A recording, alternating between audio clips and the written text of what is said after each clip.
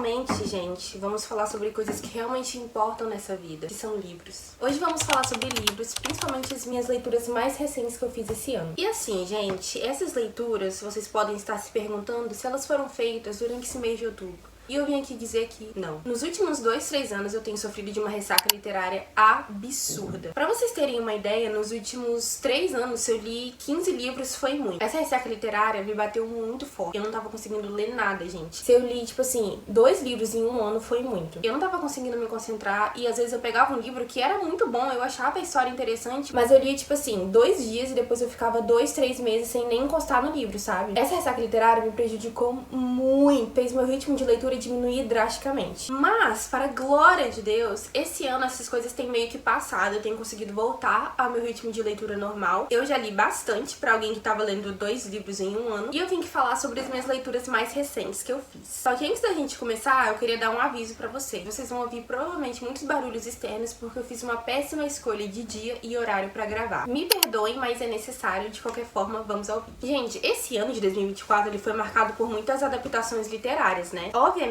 que a razão pra eu ter lido tecnicamente meu primeiro livro desse ano foi nada menos do que Percy Jackson. Gente, eu reli Percy Jackson na minha adolescência. Pra vocês terem uma ideia, eu nem lembro com que anos eu li a primeira vez Percy Jackson. Mas foi quando eu era muito novinha. Eu lembro que, basicamente ali quando tava lançando alguns outros livros, talvez, eu não lembro exatamente, mas quando eu era muito novinha, eu li Percy Jackson pela primeira vez. E como eu falei, esse é um ano que tem muitas adaptações literárias. E a série do Disney Plus de Percy Jackson tava prometendo muito. Não só prometeu, como entregou, tá? E aí, baseado nisso, eu decidi reler pra poder ver a série. E eu só gostaria de dizer muito obrigada a mim mesma, porque foi uma grande decisão ter relido Percy Jackson. Gente, eu amei fazer a releitura de Percy Jackson. Tinha muita coisa que eu não lembrava, tinha muita coisa que eu meio que perdi ao longo do tempo na minha mente sobre a história. E como eu tenho uma memória horrível, reler foi como se eu estivesse lendo pela primeira vez. Então teve muita coisa super interessante que eu consegui captar dessa vez. E eu amei essa leitura por inúmeros motivos. O primeiro, Percy Jackson, né? Esse universo é maravilhoso. Foi minha primeira saga de livros que eu li e poder voltar pra isso foi perfeito. Em segundo lugar, foi meu primeiro livro do ano, então quando eu consegui terminar foi uma grande vitória pra mim. E em terceiro, foi o livro que me tirou da ressaca literária. Então assim, somente palmas para Percy Jackson. Assim, eu acho que eu não preciso ficar introduzindo Percy Jackson, porque mesmo que você não tenha lido, você provavelmente conhece a história, né? Mas assim, o Percy, ele é uma criança normal até que ele descobre ser semideus. E a partir daí as coisas elas vão acontecendo.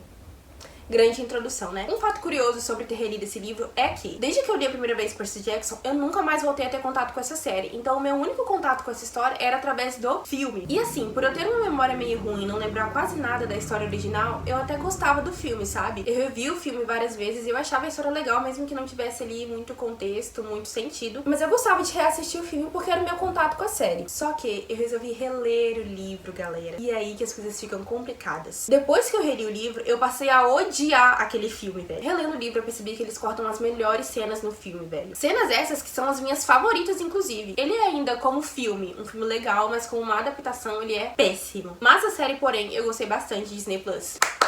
Arrasou, achei maravilhosa. Se você ainda não viu, recomendo, é muito bom. E sobre o livro, eu dei 5 estrelas pra Percy Jackson. Foi o livro que, como eu falei, me tirou da ressaca literária e nada melhor do que começar um ano com uma ótima leitura. E foi isso que Percy Jackson foi pra mim. Indo para o segundo livro, que, inclusive, eu falei sobre ele no meu vídeo anterior. Se você não foi lá, por favor, confere o vídeo anterior, tá muito legal. E estou falando dele mesmo, o mais famoso neste canal, A Biblioteca da Meia-Noite. Eu gostaria de dizer que esse livro acabou comigo em todos os bons, maus e estranhos sentidos. Se vocês separarem bem, ó, o nome dele tá meio que sumindo, tá vendo? De tanto que eu fiquei, tipo assim, segurando e mexendo e fazendo todas as coisas nesse livro. A Biblioteca da Meia-Noite conta a história da Nora. A Nora é uma mulher de 35 anos, que ela tem muitos talentos, que ela tem muitas habilidades, mas ela sente que ela conquistou muito pouco na vida dela. Então ela se vê nesse momento onde ela não vê significado pra viver e ela toma uma decisão. E essa decisão leva ela à Biblioteca da Meia-Noite. A Biblioteca da Meia-Noite é um lugar onde todos os livros são basicamente versões da vida da Nora que ela poderia ter vivido se ela tivesse feito outras escolhas. E todas essas versões ela pode viver. E a partir do momento que ela passa a viver essas outras versões, a história ela vai se desenrolando. E eu gostaria de dizer que este livro é perfeito.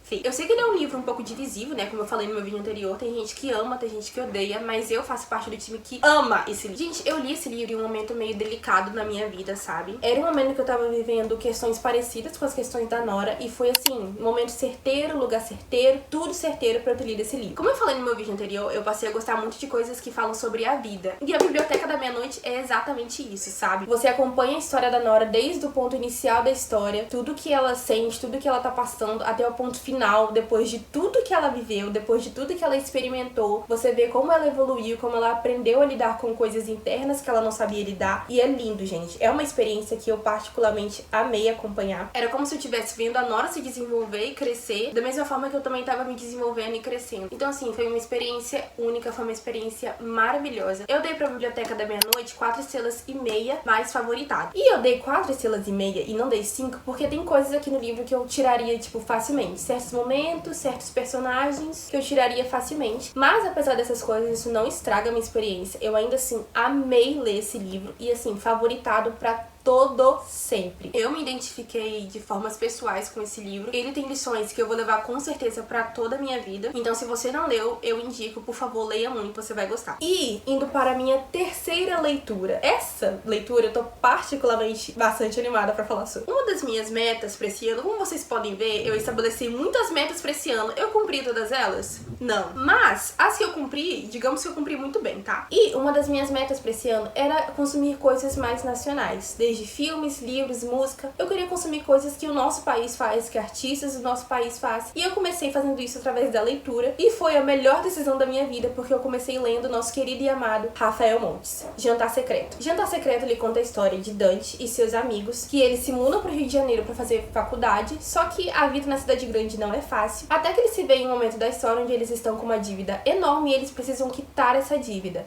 Até que eles partem pra uma ferramenta muito maravilhosa, que é o Jantar Secreto, que eu não posso falar muito mais sobre o que é, porque esse é o grande lance do livro todo. Eu amei esse livro. Eu amei esse livro, gente. O Rafael Montes, ele tem uma psicopatia interessante, sabe? Jantar Secreto é um livro brasileiro, né? Escrito para brasileiros, por um brasileiro. Então, tipo assim, tudo aqui é familiar, tudo aqui é perfeito, tudo aqui a gente se sente em casa. Só que a história, ela começa de uma forma tranquila até, sabe? Você vê jovens se mudando do interior pra uma cidade grande e as coisas, elas vão escalonando em um patamar absurdo, sabe? Jantar Secreto foi um dos meus primeiros livros nacionais, de fato, que eu li. E também foi meu primeiro livro do Rafael Montes. E eu acho que eu acertei em cheio. Esse livro, ele é um livro muito dinâmico, ele é um livro muito rápido e ele é um livro que tem, assim, plot twists que você não imagina. Chegou um determinado ponto da história que eu não conseguia largar o livro. Eu terminei esse livro, era tipo assim, de madrugada, porque eu tava no final e aí eu decidi ler, né? Era de noite, mais ou menos, e aí eu decidi ler ele. Só que aí foram acontecendo tantas coisas na história que eu não consegui largar. Então, assim, perfeito, maravilhoso. Eu amei esse livro. Foi, com certeza, a pontapé inicial e eu quero ler todos os livros do Rafael Montes